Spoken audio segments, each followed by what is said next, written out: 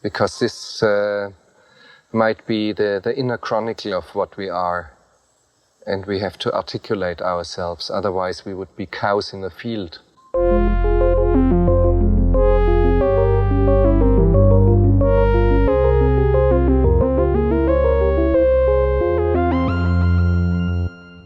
Welcome to Cows in the Field. This is a movie podcast. I'm Justin. I'm Laura. And today we're talking about the 2010 David Fincher movie, The Social Network. Yay! Kind of. So this I is... wanted to be enthusiastic at the beginning. This is the movie that everyone knows. It's about Mark Zuckerberg. It's about the beginning of Facebook. And so who's in this movie, Laura? Great question. Jesse Eisenberg stars as our hero, Mark Zuckerberg. Yeah. Andrew Garfield as Eduardo Saverin, the co-founder of Facebook. Yeah, the co-founder and also perennial good guy who gets screwed over. Yeah. I feel bad for Eduardo. We'll talk about it. Justin Timberlake plays Sean Parker, the founder of Napster and Silicon Valley bad boy. And Armie Hammer plays the Winklevi, both Cameron and Tyler Winklevoss. Yep, plays two people. And then finally, it's the only, in our billing, female character. She's not the only female character, but yeah, she's the only one. Not many. Only one that matters. Rooney Mara playing Erica Albright, Mark's sort of jilted ex from the beginning of the movie. Okay, so here's what I wanted to get into. I mean, first of all, why are we covering this movie of all movies? And I think the answer to this question, although maybe you have a different answer, but the answer I was thinking to this question is basically neither of us were fans of this movie. And this movie gets a lot of praise and has continued to get a lot of praise. I was just tuning into the Social Network rewatchables, and I didn't listen to that one. They were saying that this is possibly the movie of the decade for the 2010s. I don't think that's lots of people say that. I know a lot of people think that. Yeah. It's not like an absurd opinion.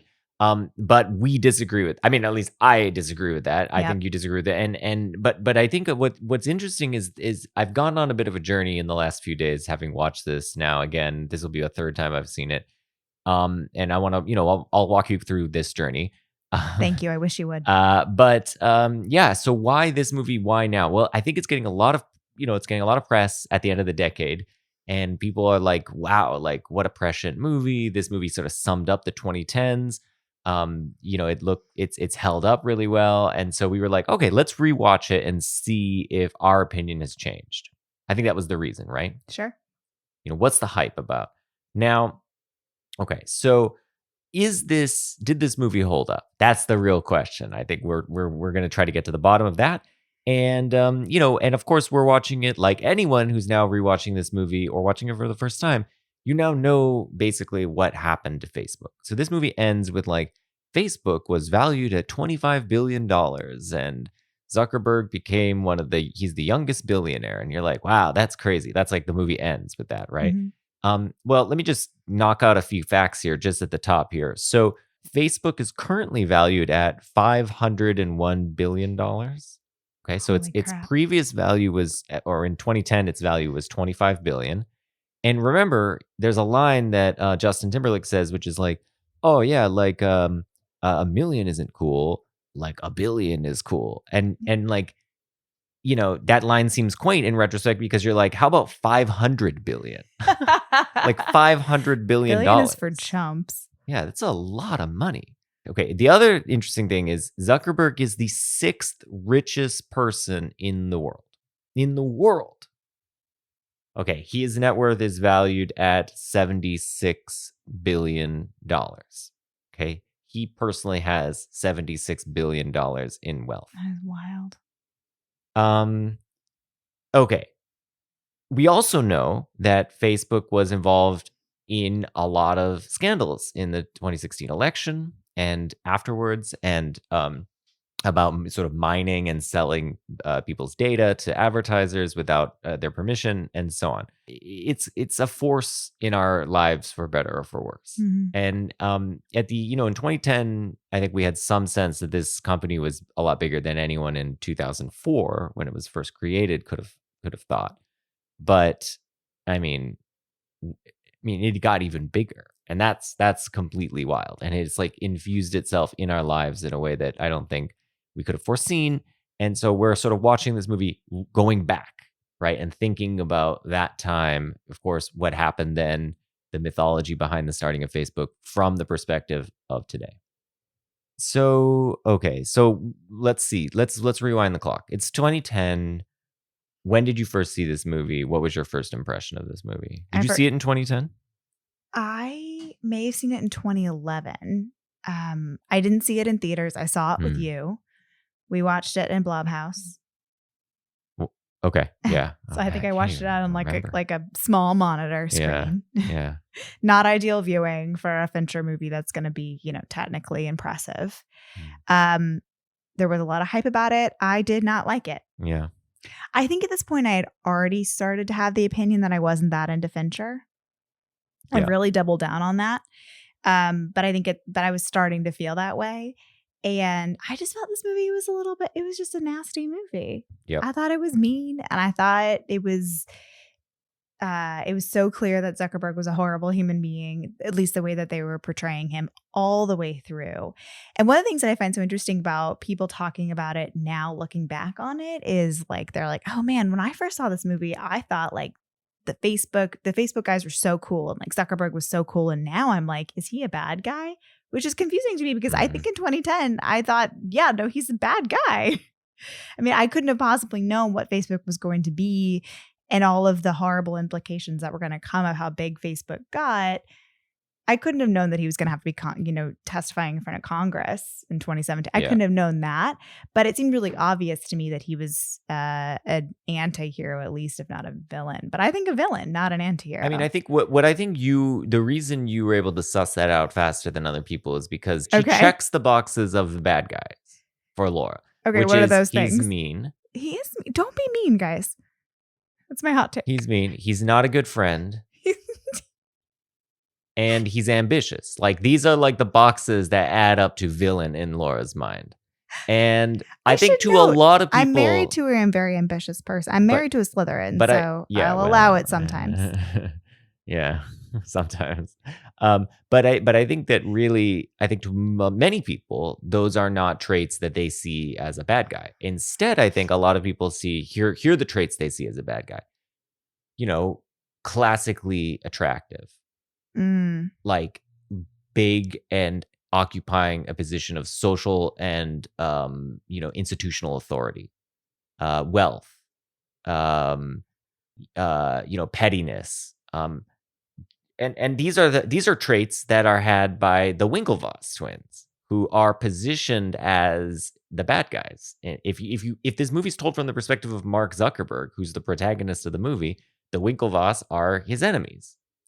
Now, of course, Saverin is also his enemy, but Saverin is such a weak character that he poses no threat to Mark, really. He's just a foil to show us how bad of a guy Mark is. But the Winklevoss are the actual bad guys. They're the guys who are, if he's the protagonist, they're the antagonists. And that's the situation that we get that's presented to us in the movie. And I think a lot of people just saw that and they were like, yeah, Mark's the good guy. How can you he's a lovable nerd. Right? How can you hate this guy? He just wants to program his computer and be a little nerd in his corner.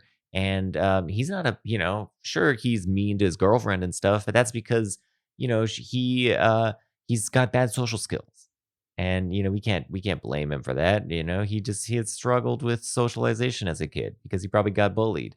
And then you look at the Winklevoss and you're like, well, those guys had every privilege, right? They're at Harvard because their dad is connected to the president. They're super buff. They row crew. They have they embody that New England waspiness that we just think bad when we see. And but then I think what the movie's doing is it's sort of inverting that, right? It really wants. And definitely in 2020, you look back and you go, oh, clearly Mark is the bad guy. Mm-hmm. The Winklevoss are these quaint people holding on to the culture of Harvard in some weird fetishistic way, Yeah. where they're like refuse to like engage in dirty play with Mark because they're like, it would be against our code of They conduct, won't sue him at first. right? Whereas Mark is just like, I don't give a shit about anything. Like I'm out there crushing people, I'm stringing them along. I don't care. Like these institutions mean nothing to me. Like I'm out like on a revolution, right? But he's clearly the bad guy. He's got like no loyalty. He's got no moral compass as far as we can tell, and we know where that ends up taking him in his actual life. We know how this story plays out in reality. It plays out with a robotic, pasty Mark Zuckerberg testifying before Congress as if he had sent a literal robot of himself that like got that Vaseline sheen on it, and the giant dead glossy eyes. Yeah. Yep. So it's like that's what we know where this goes. He's clearly the villain today. So when you watch the movie now, you're like, oh, okay, I see it.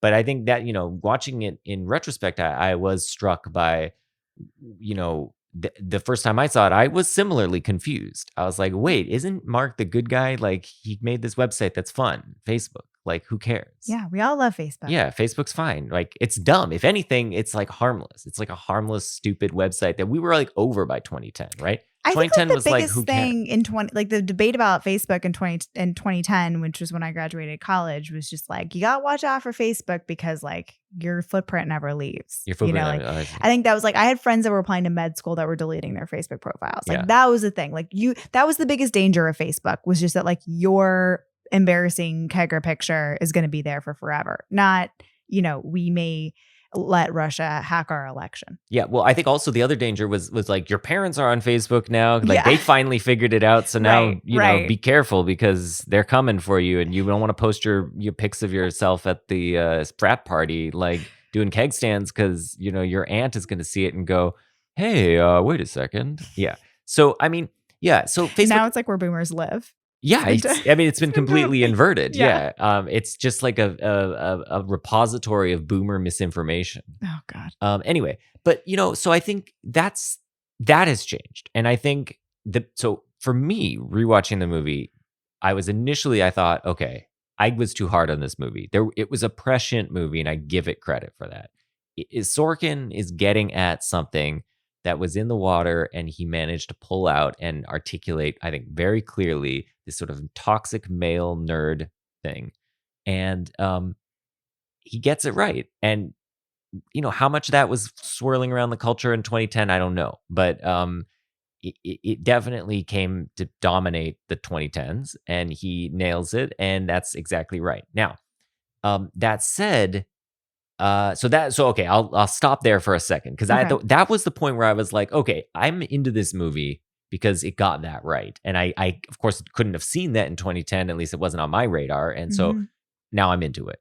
I'm gonna come full circle on this though. Okay. Spoiler alert. Okay. But anyway, that's where I'm at with this movie. So that's me. I didn't like it when I first saw it. I should just say, like, I mean, in 2010 I saw it and I was like, I think I saw it in theaters, and I was like, I left the movie just feeling like, wow, this was all style, no substance. I just felt like cold. I felt like, good score, but that's it, right? Like, I don't like when people talk fast in movies. I don't like when people have way too much wit, and they're like, it's like a self-satisfied sort of wit. And I don't like when the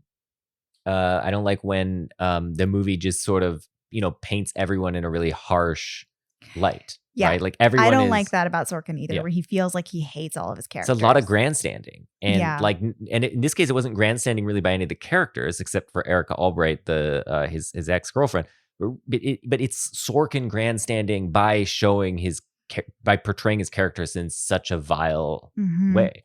And I was just like, this is just so a much mean disdain for everybody. Yeah, it's such a mean movie. And I'm like, why do people like this? It's just like a mean movie, and this isn't fun. And why are you beating up on Mark Zuckerberg? He's just some like loser kid, and with his hoodie.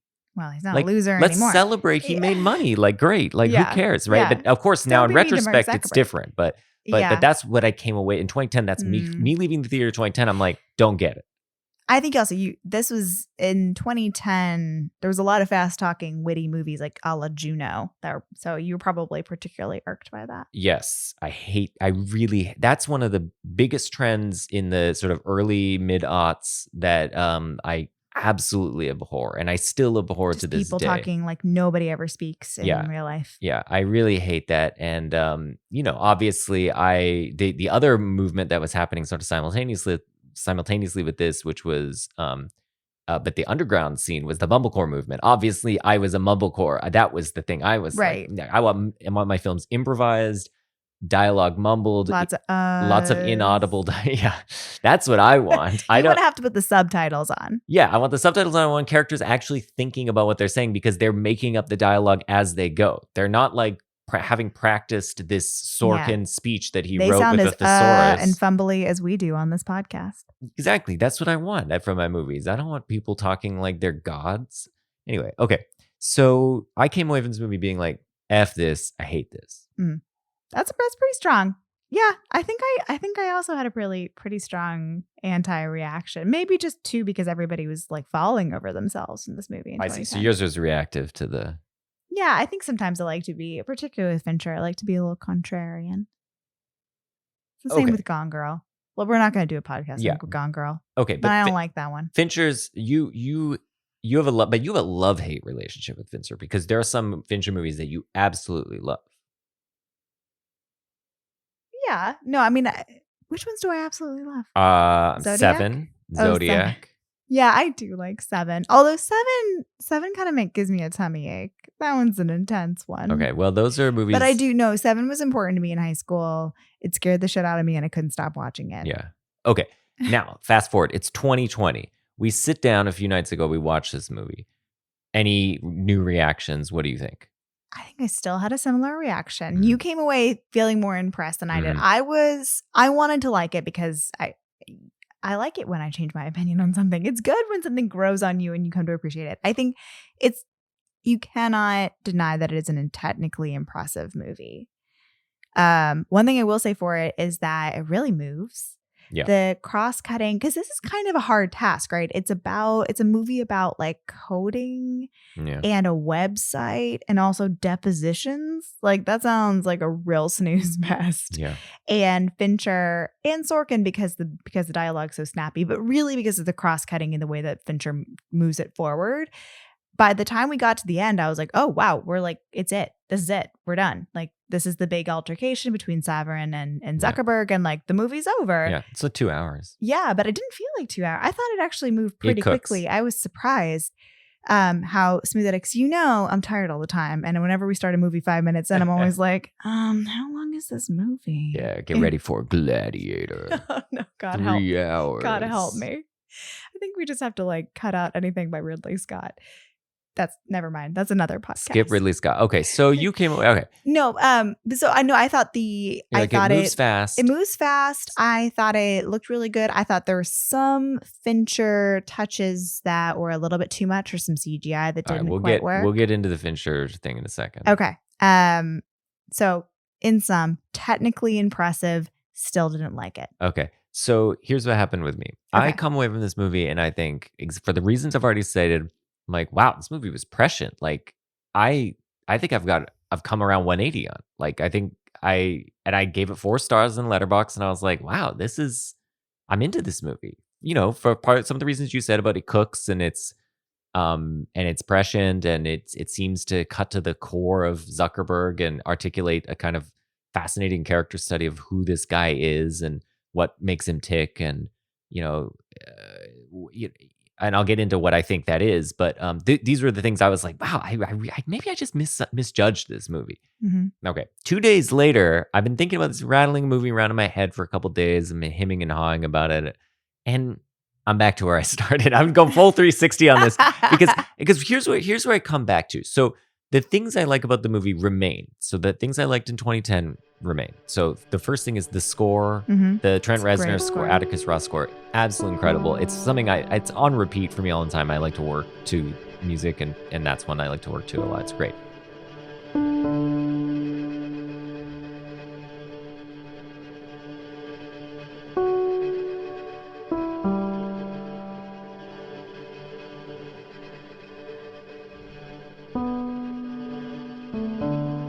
first scene, fantastic. It's one of the best first scenes ever. It's up there with like the Ali montage, absolute masterpiece. So you're talking about not just the Erica Albright skip undressing. Skip that. I'm talking about the first montage sequence where he's walking through campus. Basically, here's what happens. He walks back from Thirsty Scholar Pub through campus, which is as you pointed out, a cross-cutting between Harvard and Johns Hopkins. Yep. And then he goes into the dorm room.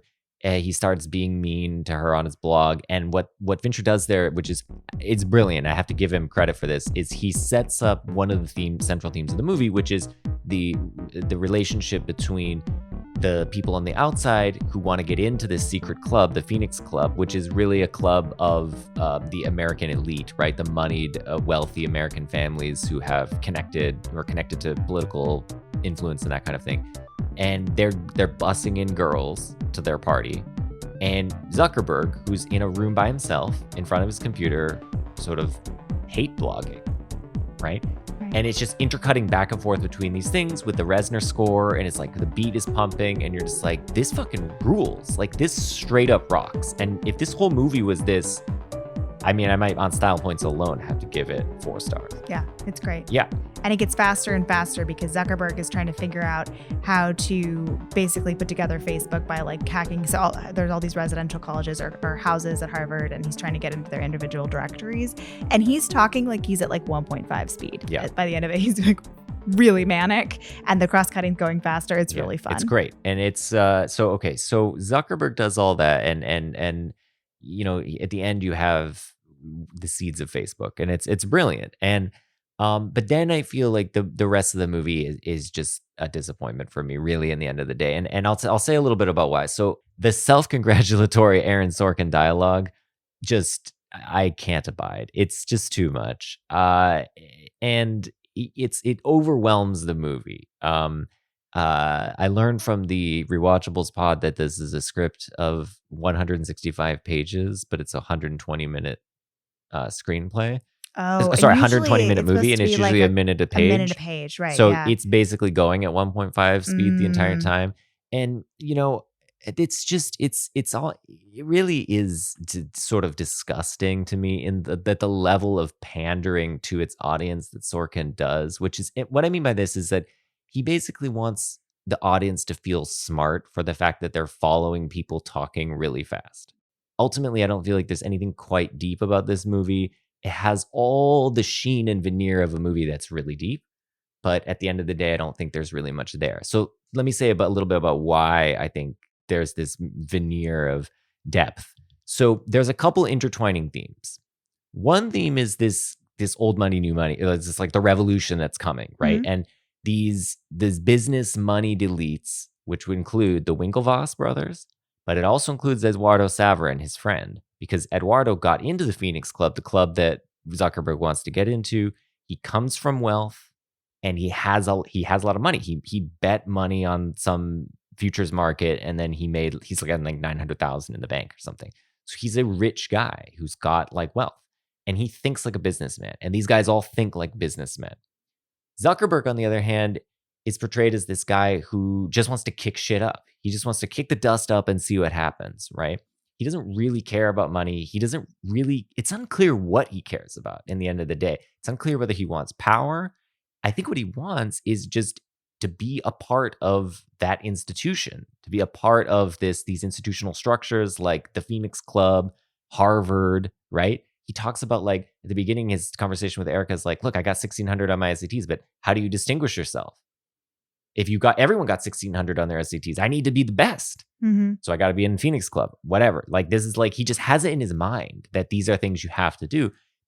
But what he doesn't realize is like, well, what happens if you get them? There's nothing. Nothing happens. It's not in this. Of course, getting the Phoenix Club is always in the service of something else. Like, do you want to be president? Do you want to be Secretary of State? Do you want to make a lot of money? That's unclear. In this movie, Mark Zuckerberg is portrayed as not wanting any of those things. He doesn't care about any of those things. So at the end of the day, so this is all by saying I like that it sets up this class conflict, and that's interesting. And I think, you know, as the rise of Zuckerberg, we've got the fall of the standard wealth in this country, the Winklevi. But it doesn't really go into it after. So it doesn't really explore this theme in much depth. That's not the central theme. It just sort of points out that there's this interesting theme, and then it moves on. It moves on to, Zuckerberg being a little troll or whatever. And then his, all this plotty stuff about the beginning of Facebook. I think I like some Sorkin stuff. I liked A Few Good Men, and I like The West Wing. Even though, I mean, they're completely over the top and they're insane. But I think those movies, I think something happened with Sorkin. Yeah, there's an optimism in those movies. Yeah. It's like there's idealism. Yeah. And I'm happy when people are talking really fast, but they're being positive and excited about stuff, or being idealistic, or they're just saying stuff that I believe in terms of like my political, my political orientation when it comes to West Wing. I think it's fun and quippy, and I enjoy it. I do enjoy it in small doses, though. If you try and watch a couple episodes about West Wing back to back, you get kind of tired. It's overwhelming. Yeah, it's a lot. Because it is just the dialogue is just, it's like a wall. There's no breaks in the dialogue. There's no room for any character to like breathe. They're just constantly shouting at each other. Yep. But I will also say, thinking about A Few Good Men, there are moments in that movie. I've actually only seen it once when we watched it during Summer of Cruise, and I really liked it. But I also noticed that there were some actors that were having a little bit of trouble getting all those words out. Yeah. I thought Cruise handled it okay. Of course he did. Well, yeah.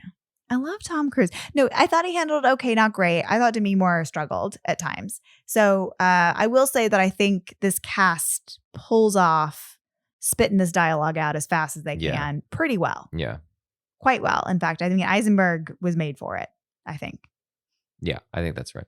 On that line, though. Yeah. Let's do a little Sorkin breakdown. Okay. So so here's a question for you. And you have before you a bunch of Sorkin lines. Which of these lines in this movie is the one that is the most Sorkin-y? Okay. Shall I like set the scene? Yeah, set the scene for us. Okay. So it's the introduction to Sean Parker. It's played by Justin Timberlake. And there's a scene where he wakes up in a college girl's bedroom, which, by the way, she's got this could be Laura Scrunchy Corner. I just want to say, I don't think Stanford sells booty shorts, panties with Stanford on the butt. Maybe not. Don't think that's a thing. They're like the boy cut short. They're very cute. Dakota Johnson's butt looks really good in it, but I don't think anybody has at least Stanford has not officially issued Stanford panties. You looked this up? I did not look it up. I feel confident that Stanford does not sell Stanford panties. You might be able to get them off like, some other vendor, but I don't think the university sanctions such a thing. Okay. Anyway, sidebar. Dakota Johnson has slept with Sean Parker, and she's accusing him of not knowing her name. So what do you do? I'm an entrepreneur. You're unemployed. I wouldn't say that. What would you say? That I'm an entrepreneur. Well, then what was your latest preneur? Well, I founded an internet company that let folks download and share music for free. Kind of like Napster? Exactly like Napster. What do you mean? I founded Napster. Sean Parker founded Napster. Nice to meet you. You're Sean Parker? Aha! You see, the shoe's on the other foot. Table, which is turned. Yeah, nobody in the history of time's ever spoken like that. No, it's not. I mean, it's so silly. But I think I laughed out loud. Like, I thought that one was funny. You thought that was funny? No, that's one of the ones where I'm like physically repulsed. I'm like, oh, give me a break. That's harsh. I mean, whatever. It's silly, and they're not like, being terrible to one another in that scene. So I like it. Fair enough. Okay, so here's my take. So I'll give you my favorite Sorkin line and my least favorite Sorkin line. My line, just for clarifying, mine was just the most Sorkin-y. Yours is the most Sorkin-y. Yeah, yours is the most Sorkin-y. So here's the best line. You are probably going to be a very successful computer person. You're going to go through life thinking that girls don't like you because you're a nerd. And I want you to know from the bottom of my heart that won't be true. It'll be because you're an asshole. Yeah, so I think this Erica Albright line is amazing. I think it really does sum up this one of the themes of the movie that's not really explored in much detail, but it is present in the movie. There's of toxic nerd masculinity, and so I thought that was great. And And then the worst line, I mean, this is just such a I feel like the Armie Hammer performance is so weird. And it's the line where they're the two Winklevoss brothers are considering beating up Zuckerberg. What, do you want to hire an IP lawyer and sue him? No, I want to hire the Sopranos to beat the shit out of him with a hammer. We don't even have to do that. That's right. We can do that ourselves. I'm 6'5", 220, and there's two of me. Yeah. So, I mean, this is a kind of cringy line. Do you think Armie Hammer doesn't do a good job with it, or he does as good No, as he can? it's fine. I find his performance strange, though, for other reasons, but he's fine with the line. It's just a really cringy line. It is a lot. One of the things I think we were interested in watching this movie again was, so this is a movie which is a collaboration, and very seriously a collaboration, between David Fincher and Aaron Sorkin. Mm-hmm. Fincher the director, Sorkin the writer. Now, as a matter of fact, Sorkin took home Best Adapted Screenplay, adapting the Ben Mesrick novel. What is it? Accidental Billionaires? Yeah. And Fincher was nominated for director, did not win. Believe it went to Hooper for The King's Speech. Okay. First name Tom, last name Hooper. So Sorkin wins the screenplay, which is fine. I mean, I can see where people can be bamboozled into thinking this is good writing, and Fincher does not win director. But both of these guys, I really think of this movie as like a clash of titans. And they're particular and demanding. And they're very, exactly. They have a style that's like a signature style. Yep. Okay. And Sorkin is like, you have to say every period that I write. Exactly. Fincher is like, you have to do 800 takes. Yeah, 1,000 takes. And because he's moving the camera with the actors. So it's blocked out. It's all like super precise and executed, to perfection. Okay. So this is a movie with these two kind of, machismo dudes at the helm. And as you would expect, there's a bit of a battle going on. You've got Sorkin, who is trying to dominate the movie with his words. And you got Fincher, who's trying to like get out from under those words a little bit and provide his own flourishes, his own sort of signature Fincher style flourishes. Okay. Question, who overwhelms the movie with their own style? I think this ends up being Sorkin's movie. I think that's what the lines are, what people remember. I think it's 160 pages of script crammed into 120 minutes. I think it's like the whole movie is Sorkin. Yeah. But I will say, I mean, I know I just said that I don't love Fincher, and one of my sort of ongoing bugbears is I don't like his color. What is it called? Color grading. Color grading. Thank you. Yeah. It's all of his movies are really green. Anyway, whatever. I actually think all the things I liked about this movie were Fincher's, and everything I did not like about the movie were Sorkin's. So even though I didn't end up in the whole liking the movie because the Sorkin part of it was weighed heavier in the balance of those two. But I think the way it was filmed was quite beautiful. I think the cross-cutting and the momentum was really good. The score, I'm going to give that to I'm going to give that to Fincher because Trent Reznor has been a freaking collaborator of Fincher for many years. So I would guess that was Fincher's call. The score is really good. So I feel like he did everything he could to make it a really good movie. But the Sorkin-ness of it all is just incredibly overwhelming. So okay, one way of understanding your answer is to think, if this movie had been written by a different author, maybe someone who didn't have as much of a voice as Sorkin, you think it would have been better?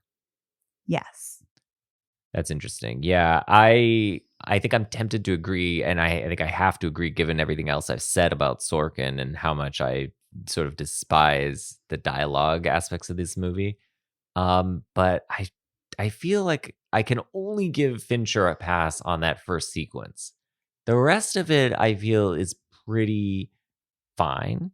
It's exemplary filmmaking, and it's the kind of filmmaking that should be taught in film school. But I feel like it's not the most inspired Fincher. And no, I agree with that. I think but he's so competent.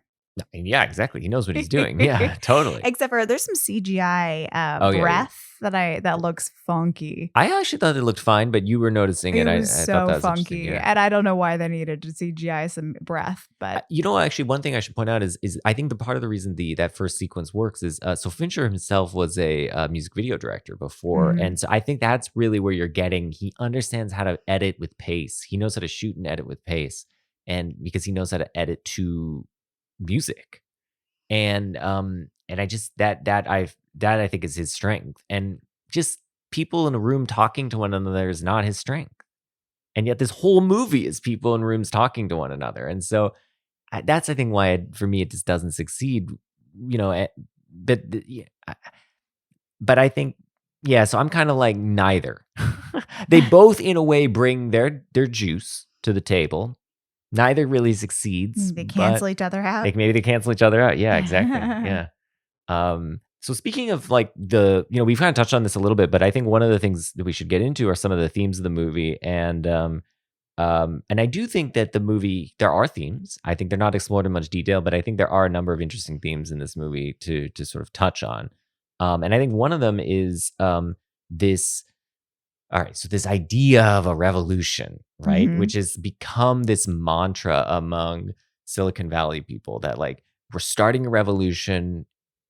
To what end? Well, don't worry about that. The fact is that we're creating a revolution. That's the important thing. We're upending the social order, bringing about change.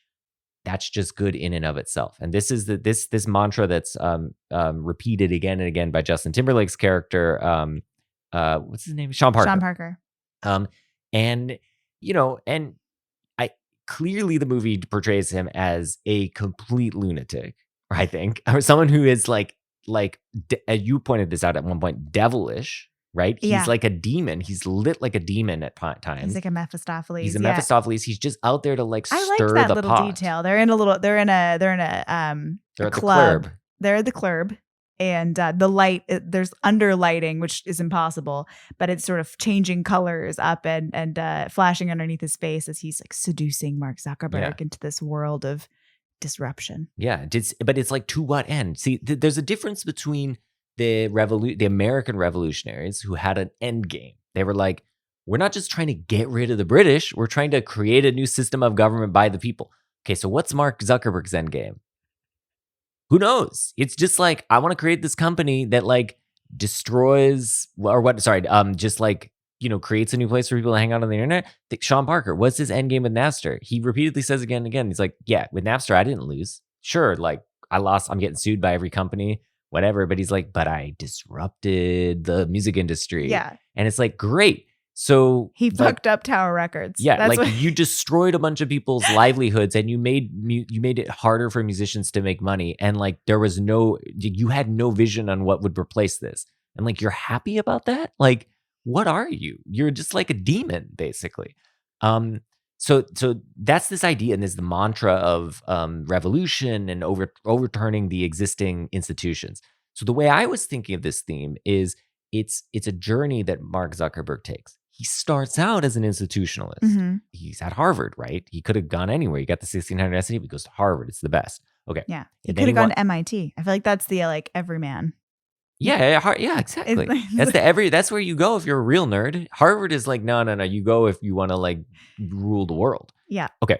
So he goes to Harvard. He wants to get into the Phoenix Club, some ritzy He club. wants to get into the Porcellian. Oh, I thought it was Phoenix. Well, no, there is the Phoenix, but the Porcellian's the best one because that's the one that Ted Roosevelt went to. Good point. Okay. So he wants to get in the Brazilian Club. Why? Because it's just where all the fancy people go. Okay. Yeah. And It opens doors, is what he says. he just wants to be distinguished. Okay.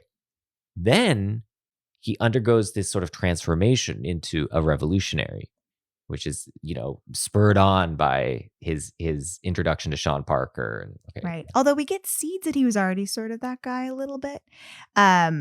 Because this went by actually so quickly that I only found it later in the IMDb quotes. But when he first he's in the bike room of the Porcellian when the Winklevi are suggesting that he creates Harvard Connect, and they're like, "Didn't you create something when you were in high school?" He created an algorithm that predicts your musical taste, and Microsoft wanted to buy it, and then he just uploaded it for free. He just made it available for the people. Okay, we'll get into this though. Okay. The fact that he wants to be a part of the institution, I think, is compatible with him not wanting money. I think his not wanting money is a common thread through this. Yes, right? totally. Totally. What Yeah. drives Mark Zuckerberg? Is it power? No. Is it money? No. Is it Question mark? being right?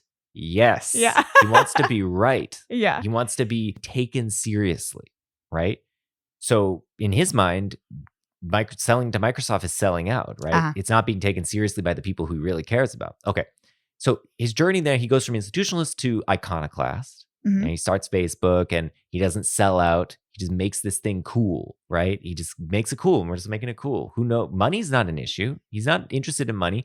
And that's weirdly the thing that makes him incredibly successful. If he had monetized Facebook like Saverin was asking him to do 4 days into Facebook, we would not be on Facebook. Right. No one would be on Facebook because it would have been overrun with ads. It would have been MySpace and it would have just been a garbage hole. Nobody would have joined.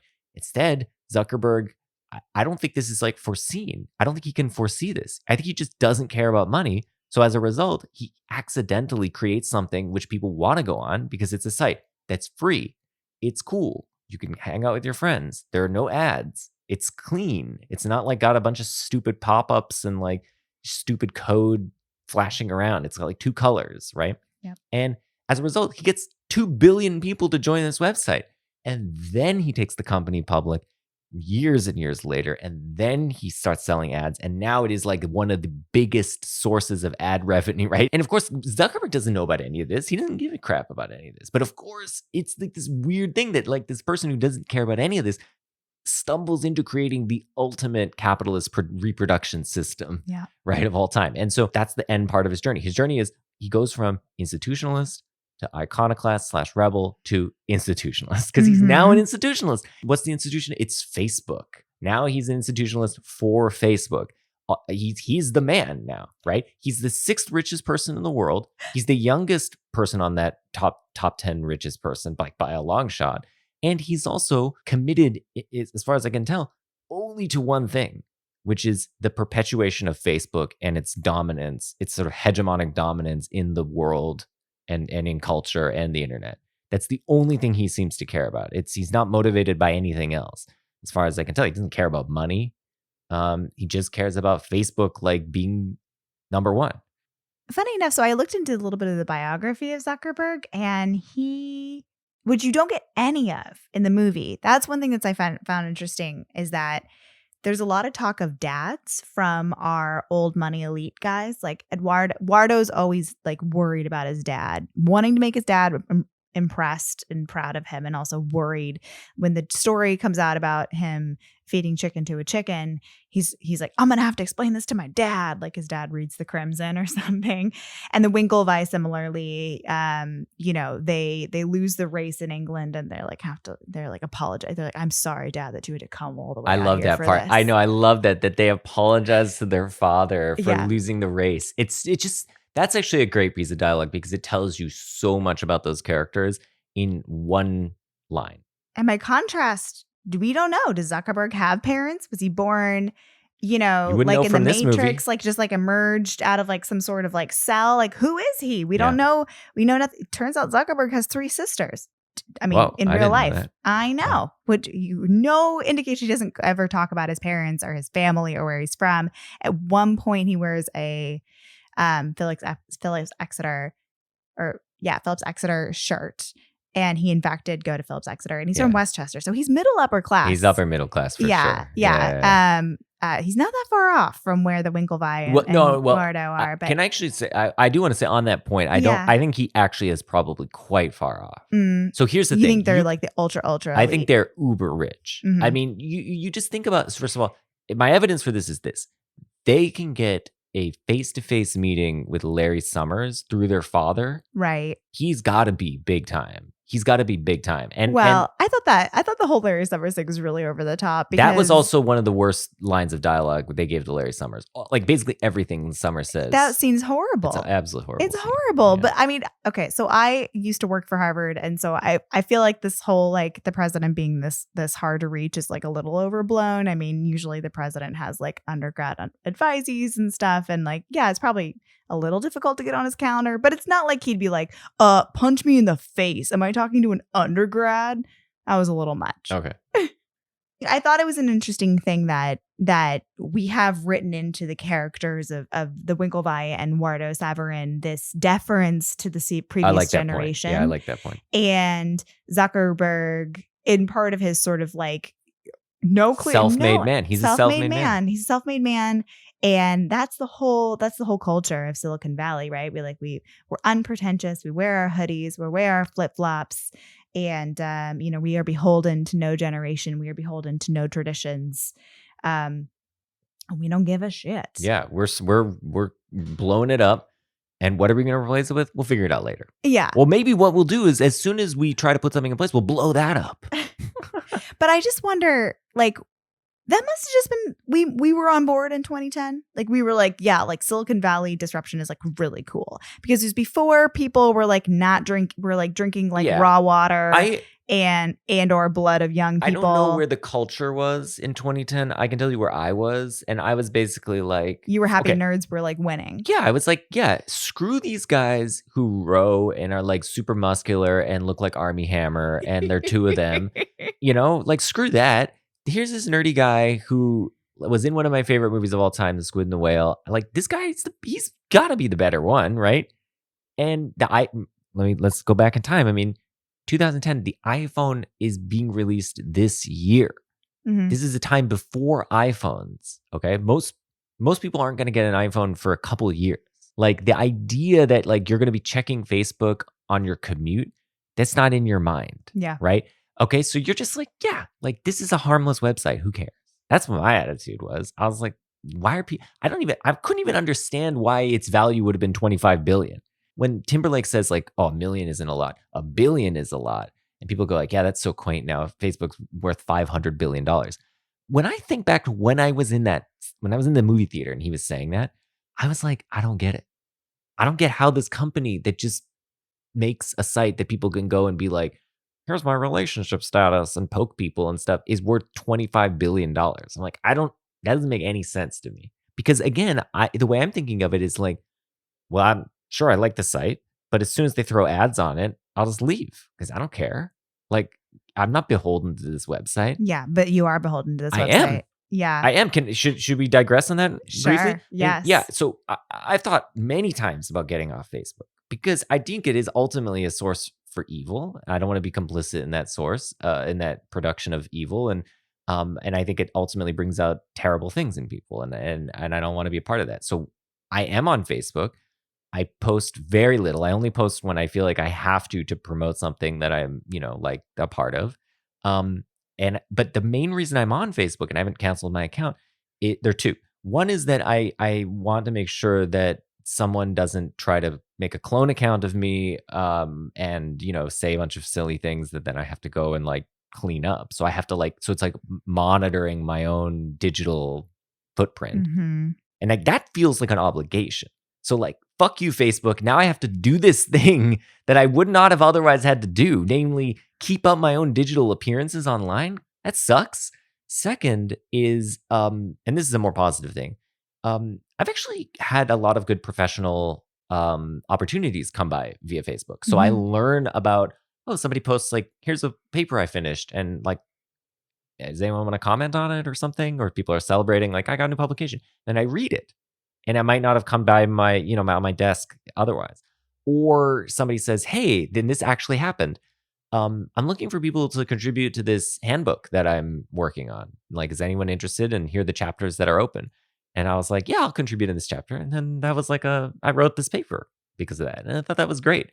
I've learned about conferences on Facebook and I like that. It's sort of this thing though, just like as long as everybody else is there, that's right. You got to be There's there. There's a momentum and that I think is the thing that I didn't know, right? When I'm like 25 billion doesn't make any sense. But what they were seeing was when everyone this is the only way that everyone can communicate through the internet, right? It's like Google. It's this like stopgap. It's like you have to go through Google because Mhm. otherwise, like, you're not going to know the name of any website.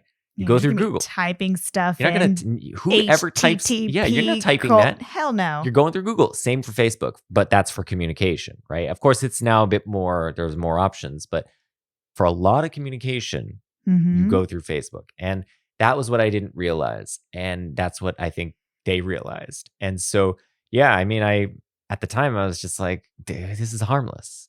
I know. It is funny. Like a lot of the talk in the very beginning of creating Facebook in this movie was all about like exclusivity, right?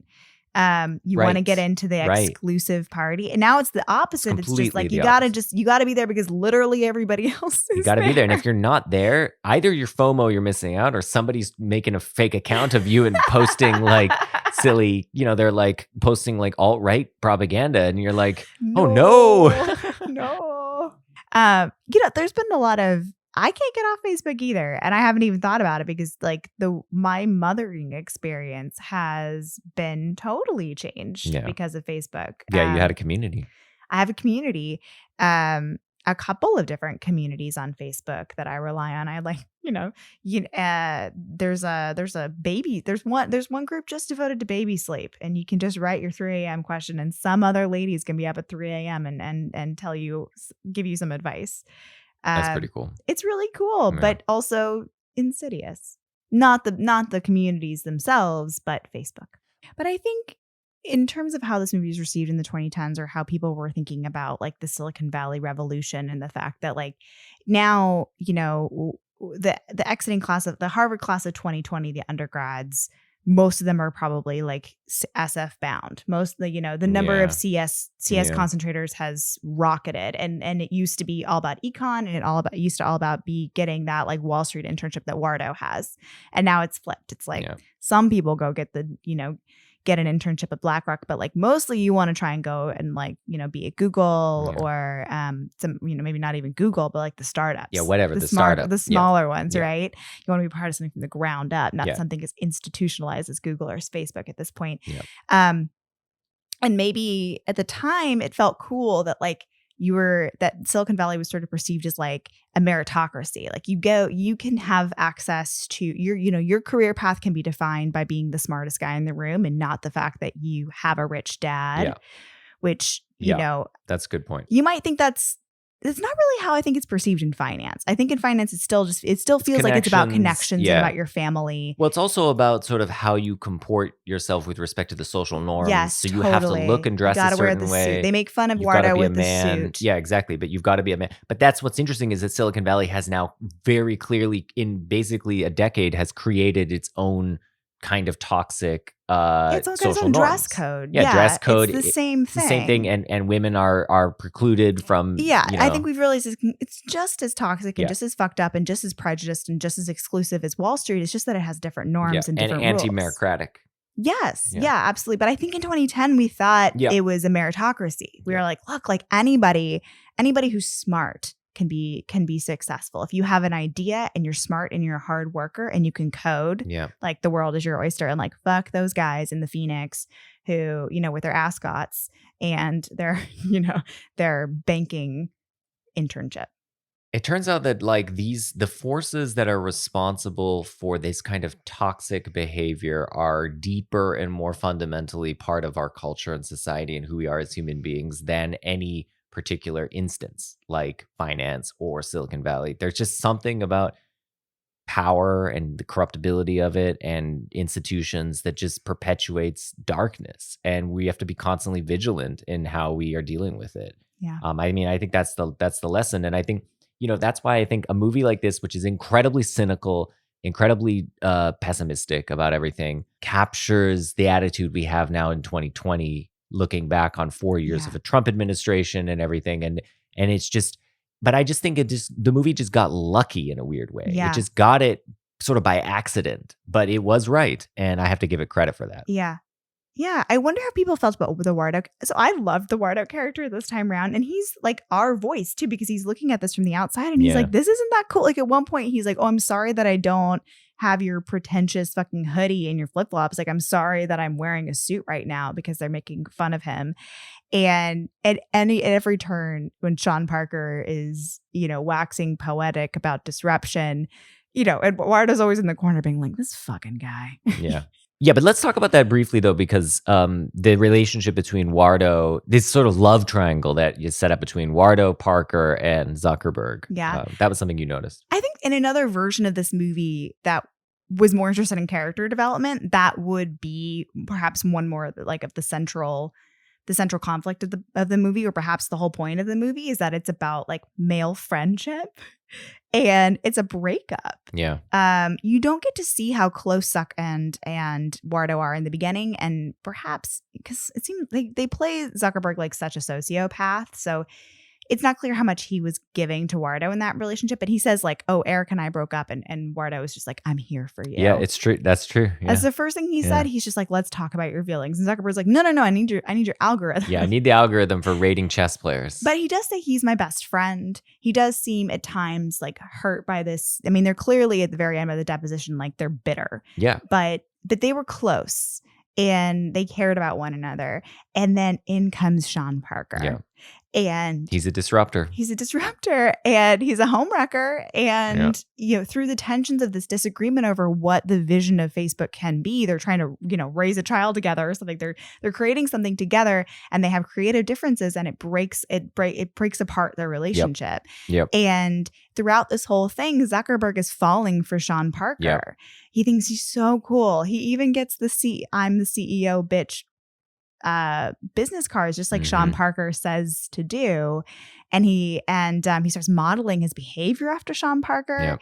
And I think that scene where Wardo tells him to lawyer up, and that's their final breakup, and they both have tears in their eyes. And I'll bet what you hated the most is that they identified me as a co-founder of Facebook. Which I am. You better lawyer up, asshole. Because I'm not coming back for 30%. I'm coming back for everything. And they're both really sad about it and really mad at each other, but like also like a little heartbroken. Yeah, I think that's a great observation. And I think it's there. I think it's definitely It's there. totally And there. it's intended. And I think it's a deeper part of the movie, I think. That, And I think I think Jesse Eisenberg and Andrew Garfield are really consciously bringing it to the table too in their performances. And I always like movies about male friendship where they can't say what they mean, but they say it with their eyes. Yeah. I love that. No, it's great. I love movies about friendship. Do you have a top male friendship movie? Come Well, on, Lord of the Rings. Lord of the Rings. Freaking Samwell. Like until the more recent installations of Mission Impossible movies, I think the Mission Impossible movies become about friendship. Yeah, no, totally. That's totally right. Until the Rebecca Ferguson thing. Well, but it is there until the most recent one. Until the most recent one, and where suddenly they fucked now it they're up. gonna like make her I know. into That sucks. I like how they were just equals before. That's a tangent. She was just another friend. It's a love triangle. This movie's a love triangle, and both Wardo and Parker occupy the two poles that Zuckerberg is in between, the institutional pole and the disruption pole, right? Mm-hmm. And he oscillates between them throughout the movie. And I think that is, that does make the movie better. And actually thinking about this a little bit, because this is the first time you mentioned this theme, and it is making me think a little bit more fondly of the movie. You know, like I think there's more to it than I was giving credit There's a for line even in the this time. deposition scene where she says, well, if you wanted to create this and you wanted money, why didn't you just go to the Winklevi? Because they had already approached you about this. Like, why didn't you bring them into this to be on the ground floor? And he's like, because Wardo's my best friend. Yeah. And I didn't want to be partners with the Winklevosses. Yeah. I wanted to be partners with my best friend. And that's really sad. Yeah. Well, and Fincher does this excellent thing, cuts to a shot of the empty chair where we know Wardo was previously sitting because they were deposing him at the same time, but he's gone now. And they just sort of a small push in on that empty chair. And you see the eye contact as he looks over at that empty chair. The chair is gone. The friendship is gone. Yeah. Yeah, it's great. And the end movie of that movie, says like, okay, now he's, valued at $25 billion or whatever, but he's alone and he's just Facebook friending Erica. Yeah. He's nobody left. I think Wardo even says that. I was your only friend. Yeah. There's nobody left. It's sad. Yeah. again, I think the fallout with Wardo, why do they fall out? Well, it's partly because he's now in love with Sean, but it's also partly because he perceives Wardo as not really fully behind Facebook. Mhm. Because he pulls the plug on their finances, threatening their servers. And because he doesn't come out to California, too. Well, yes, but I think that's the first sign. But then the real thing that drives them apart is Yeah. that he pulls the plug on the finances, and there's this scene where Zuckerberg berates Wardo over the phone. He's like, look, if our servers go down for 1 second, we lose those people. Our whole thing is predicated on we never go down. Yeah. Right? And he's like, you jeopardized us because our Mhm. servers could have gone down. And that's the thing where what does this show you about Zuckerberg? He doesn't care about money. He doesn't care about power. He cares about one thing, Facebook. That's the only thing he cares about, is that Facebook survives, right? It's not in the service of anything else. It's just that Facebook survives. And Wardo he's not that kind of person, right? Wardo only cares about money. He's an institutionalist. He just wants money. Parker, on the other hand, what does he want? He just wants all the stuff that comes with being a revolutionary. He wants to be a rock star, right? Yeah. And that's his undoing, right? He ends up getting caught with coke, and it's bad, bad headline. Zuckerberg's like, you're out. If you're not singularly devoted to Facebook, you're out. Yep. I would also say Wardo, he's interested in money. I think he's also interested in friendship. Sure, he's interested in because friendship. he says, like, Yeah. I had to get your attention. Yeah. He's like, Mark. but the way pay he does attention it, to me the way he is does by it is money. with money. And I think Yes. that's the thing is like Mark, if Zuckerberg wanted to get someone's attention, he wouldn't do it that way. He would do it by like humiliating them with a coding problem or something to show that like they're not as good of a coder as he is or something like that, right? He would never do it with money. But I think that's the thing is it really shows Coding you who humiliation is the worst kind of humiliation. It's not good. Trust me. You do not want to be code humiliated. Code shamed. All right, I think we should wrap it up with so you know someone who had a very sort of personal interaction with a series of interactions with the actor who portrays Mark Zuckerberg in this movie, Jesse Eisenberg. So my friend was in this writing class and she was Facebook friending, as you do, everybody in her writing class, and she couldn't find Jesse Eisenberg's personal page, but she found a fan page for him. And she was like, who is this guy? She had no idea who he was. And she was like, have you ever heard of this guy, Jesse Eisenberg? I was like, yes, I have.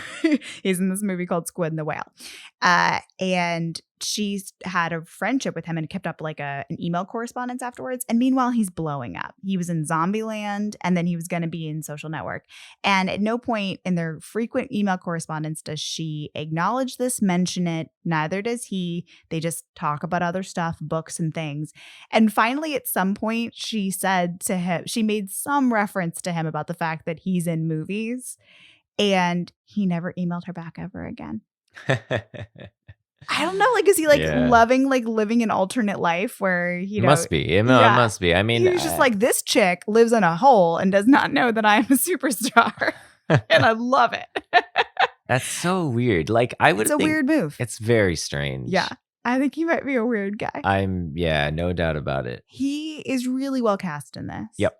I think he's good. I also mentioned to you while we were watching it, I like that he's not doing an impression. Yeah. He doesn't do like the voice. Kind of the voice. Yeah. And obviously Zuckerberg is very wide-eyed and Eisenberg is not. He looks like a little rat. Yes, he's very rodent. He kind of has like a lot of like eye flicking back and forth. But it matches the character that Sorkin and Fincher I think have in mind. Yeah. So it absolutely. works. I think he does a really good job. Yeah. I mean, I don't know. Maybe the course of this conversation, I actually feel like I'm now in between where I was. So Is it because of my love triangle? Yeah, that and a couple other things that came up. I was like, you know what? I feel like there's depth to this movie where I wasn't seeing it as much. And so to quote Justin Timberlake, we came up. What is it? You go around, you come back around, and go all the way back around. How does that line go? Anyway, what goes around comes around. Yeah. I think that's not his line. What goes around comes around. Yeah, I think that was a phrase before anyway, he brought the sexy back. But he says comes all the way back around. All the way back around. That's the thing. I kind of came all the way back. I basically lapped myself and then came back, and I'm now midway through between where I was and where I ended up 5 minutes prior to this. Is the shoe on the other foot, or the table is turned? The tables are the table is on the other table. The shoe is on the other table, which is turned. Which is turned into a poker table, and the chips, and I'm all in. Or the chips down. Oh, man. Wait, guys. How many we metaphors? Could be Sorkin. Yeah, how many metaphors can we mix? We got to get Sorkin on the phone. I think we can write a screenplay. I think let's sell him. Does he sell his screenplay by the word? I think that's why. That's why he has got so many words, right? He's That's like, what I got to everybody says pay about for my Dickens, new bungalow. right? That's why Dickens books are so long. I I think don't we- know that much about Charles Dickens. I apologize if that was factually incorrect. I don't think, care. I don't think people come to this podcast for facts. At least I hope they don't. But Jesus. come to this podcast. Here's my pitch for this podcast. You come Okay. to this podcast for intensely worded and strong opinions, expressed with conviction, but a willingness to back off on those incredibly strong opinions if convinced. And I feel like I was convinced by Laura in the course of this episode to sort of come to a kind of middle ground on this. I That's feel like we awesome. met in the middle here. Anyway. I think maybe another reason you should listen to this podcast are for the scrunchies. I'm going to keep an eye We'll out for do hair Laura- accessories Yeah. going forward. Well, we were thinking about having a Laura Scrunchy corner, but it doesn't have to always be about hair accessories. The idea, it's going to take root organically, but Mhm. we're going to have some interesting moments where, just like we have Justin Philosophy corner, we're going to have Laura Scrunchy corner. And so, Yep. all right, thanks everyone. Let's call it quits. Thank you. Yeah, see you next time. Bye.